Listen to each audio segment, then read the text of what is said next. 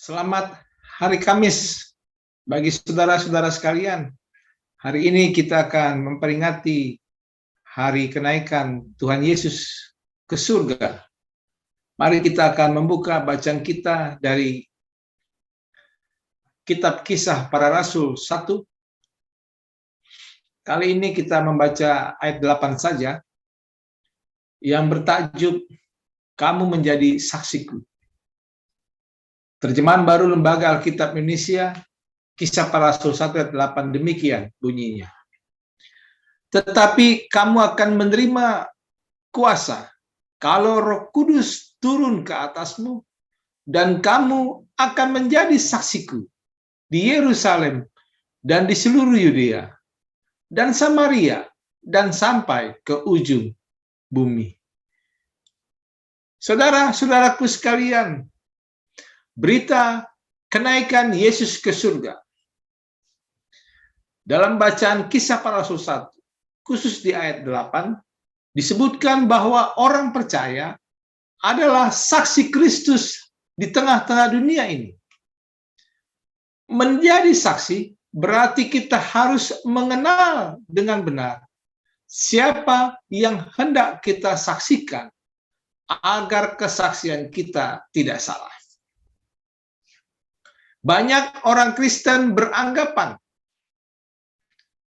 bahwa perbuatan baik, bangunan gereja yang indah, salib adalah sebuah kesaksian.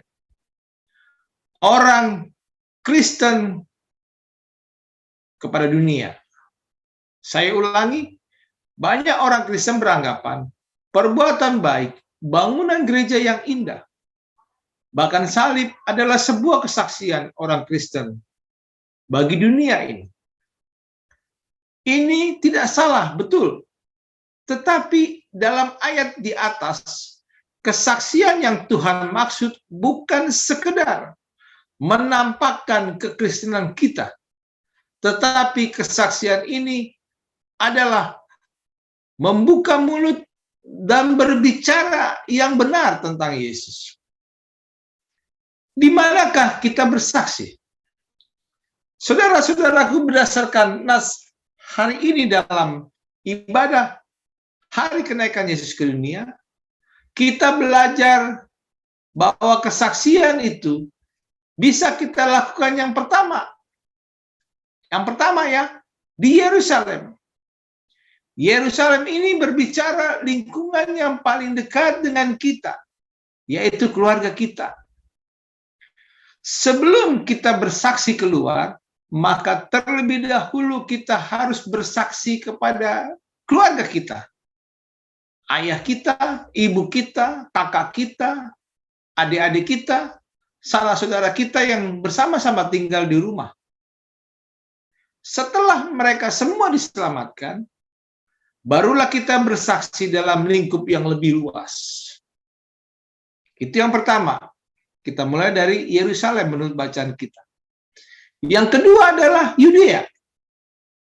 Yudea ini berarti kita harus bersaksi dalam lingkup yang lebih luas, yaitu bukan hanya di lingkungan keluarga kita saja, tetapi kita mulai menjangkau kepada sanak saudara, famili yang jauh dari kehidupan kita.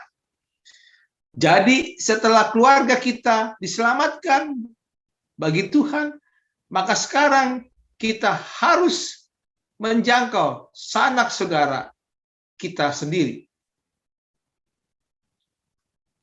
Mungkin bukan keluarga kita, paman kita, atau mungkin bisa yang lain.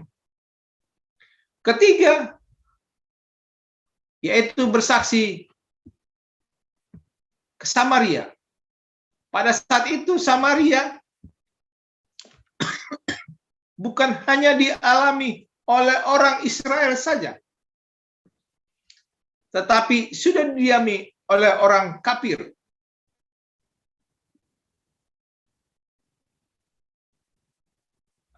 Oleh sebab itu, Samaria mempunyai arti bahwa kesaksian kita harus menjangkau orang-orang yang belum mengenal Yesus. Mungkin orang-orang itu bisa saja tetangga kita, teman kerja kita, teman sekolah kita, dan lain sebagainya. Kepada mereka lah kita harus bersaksi. Keempat, dikatakan dalam nats ini, sampai ke ujung bumi. Lingkup kesaksian kita yang terakhir adalah sampai ke ujung bumi. Ini bukan berarti bahwa kita harus pergi sampai ke ujung dunia, memberitakan, menyaksikan Injil. Bila bisa, itu baik. Namun sampai ke ujung bumi memiliki arti bahwa di mana saja, kapan saja, kita harus bersaksi tentang Yesus. Apakah resikonya jika kita tidak bersaksi? Saudara-saudaraku, yang pertama, resikonya adalah jiwa-jiwa akan binasa. Seperti Yohanes 3 ayat 18. Mereka binasa karena mereka tidak pernah mendengar Injil keselamatan. Oleh sebab itu, bila kita terbeban ingin membagikan keselamatan mereka, kita harus bersaksi. Tuhan tuntut tanggung jawab kita. Terlebih lagi, dalam Yehezkiel 33 ayat 1-6 disebutkan kepada Nabi Yehezkiel, Tuhan peringatkan bahwa jika ada umat yang mau mendengar peringatan bahwa Tuhan akan mendatangkan pedang atas negerinya, tetapi tidak mau diperingatkan, maka jika mereka meninggal, darahnya akan tertanggung atasnya. Namun bila umat Tuhan itu meninggal tanpa mendengar peringatan dari penjaganya, maka Tuhan akan menuntut tanggung jawab darah orang itu atas penjaganya itu. Dan kita adalah penjaga sama kita. Saudara-saudaraku, tugas memberitakan Injil diberikan Yesus sebagai sebuah keharusan, kewajiban. Hal ini juga pernah ditegaskan dalam salah seorang rasul bernama Paulus. Disebutkan, celakalah jika aku tidak memberitakan Injil. Ayo bangkit, janganlah kita bermalas-malasan. Bangkitkan semangat kita dan beritakanlah Injil. Karena memberitakan Injil dan mempromosikan tentang salib adalah pekerjaan mulia. Dan Bapa di surga sukacita mendengarnya. Sekarang pertanyaannya, apakah kita sudah bersaksi kepada mereka? Ingat, bila kita tidak memberitakan jalan keselamatan, maka jika di antara mereka meninggal tanpa mendengarkan Injil, Tuhan akan menuntut hal itu kepada kita. Karena itu, saudara-saudara, mari kita bergandengan tangan. Sering selangkah, saya ulangi, mari kita bergandengan tangan seiring selangkah, memberitakan Injil keselamatan. Maka dari itu, saudara-saudara, teruslah bersaksi sepanjang hidup kita dalam memberitakan Injil keselamatan. Selamat bersaksi, Tuhan Yesus memberkati saudara-saudara sekalian. Mari kita berdoa. Kami bersyukur dan berterima kasih ya Tuhan. Di hari mengenang kenaikan Tuhan Yesus ke surga, kami diberi perintah untuk menjadi saksi-saksi-Mu Tuhan. Di Yerusalem, Yudea, Samaria, sampai ke ujung dunia.